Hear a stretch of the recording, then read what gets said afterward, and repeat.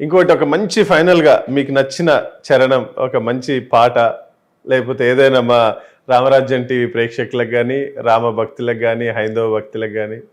నీ మేను నామ వైభవంబులను నీ పరాక్రమ ధైర్యముల శాంత మానసము నీవు యనువచన సత్యమును రఘువరనీ ఎడ సద్భక్తియు జనించకను దుర్మతములను కల్లజేసినట్టి నీ మదిని రింగి సంతతంబులను గుణభజనానంద కీర్తనము చేయువారు ఎందరో మహానుభావులు.